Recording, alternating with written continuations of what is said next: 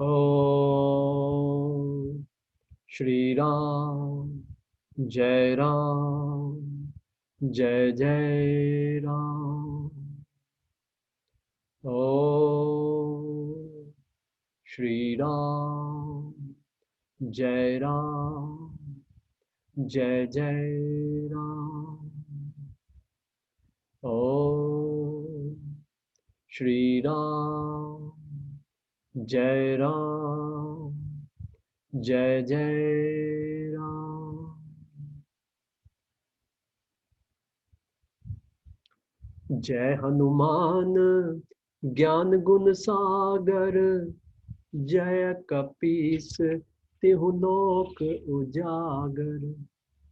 राम दूत अतुलित बल धामा, अंजनी पुत्र पवन सुत नामा। हनुमान जी की जय। हनुमान जी ज्ञान गुण के सागर है।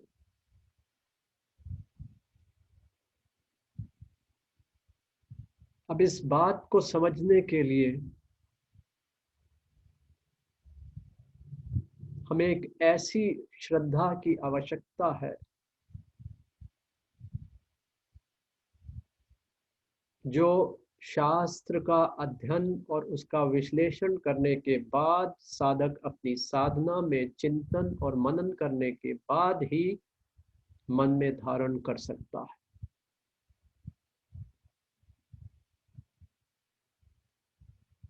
हनुमान जी ब्रह्म के स्वरूप है। ये श्रद्धा हमको रखनी होगी।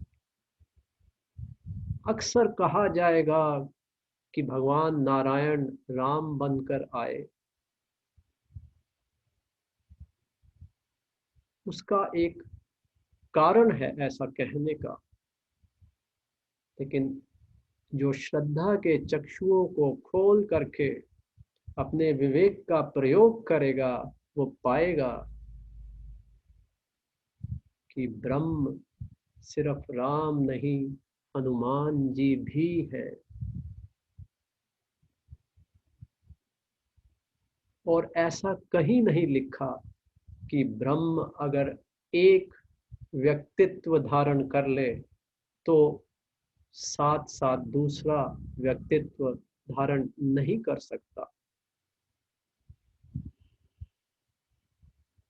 हमें अपनी श्रद्धा की लौ को तीव्र करना होगा,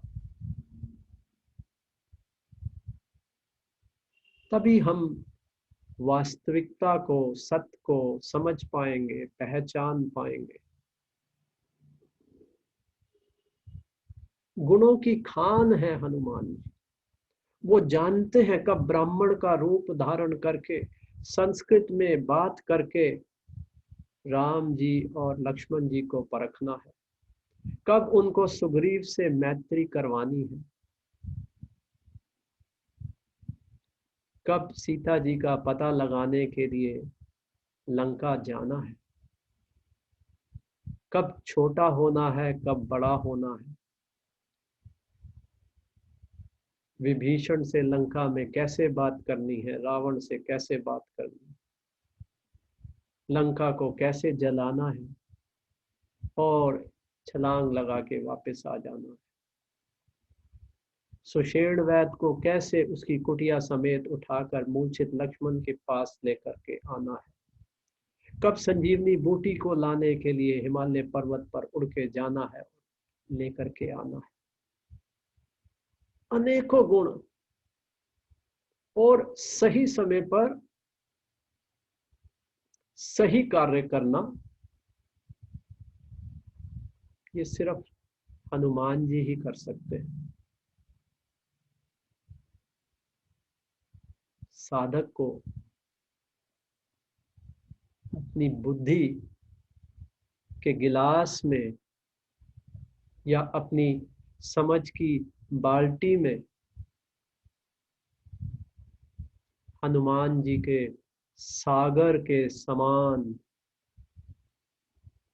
विस्तार वाले गुण और ज्ञान को समेटने की भूल नहीं करनी, कि हमारी बुद्धि में समझ नहीं आएगी। इसके लिए श्रद्धा चाहिए।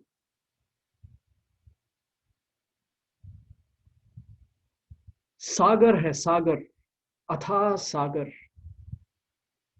हनुमान जी का ज्ञान अथाह सागर है। वो तीनों लोकों को उजागर करने वाला, हमारा जागृत अवस्था, स्वप्न अवस्था, सुषुप्ति अवस्था, एक किस्म के लोक हैं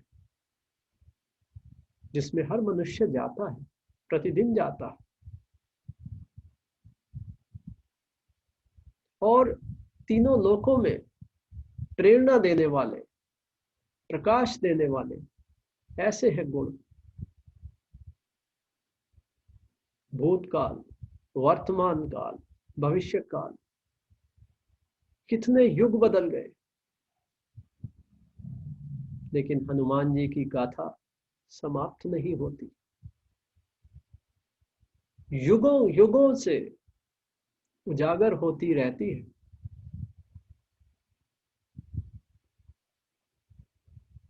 प्रकाशित करती, प्रेरणा देती।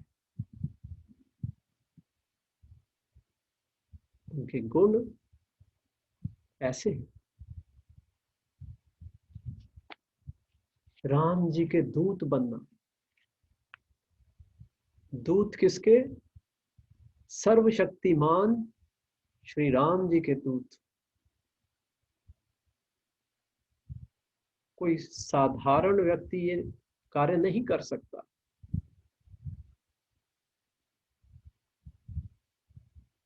कुशलता चाहिए, क्षमता चाहिए,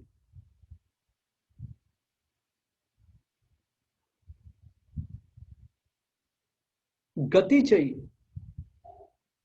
इसलिए पवन सुत,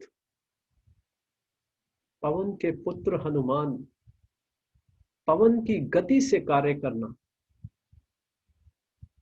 अद्वितीय, कोई ऐसा नहीं।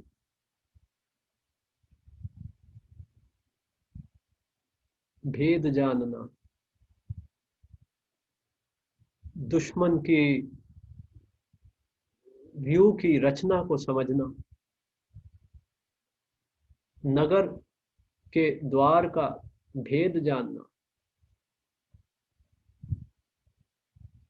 मनुष्य की प्रवृत्ति को पहचानना,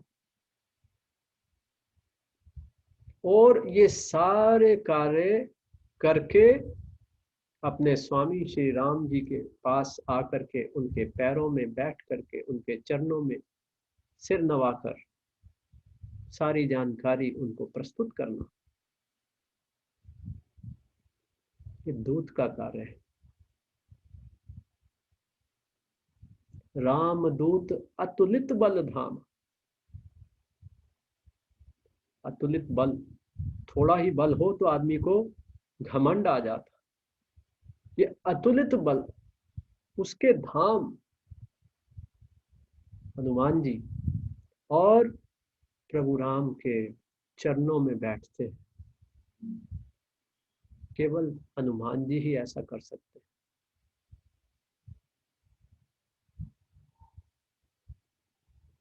तो आवश्यकता इस बात की है कि हम उनके अंदर भागवत स्वरूप देखें, ब्रह्म का स्वरूप देखें, ब्रह्म को देखें।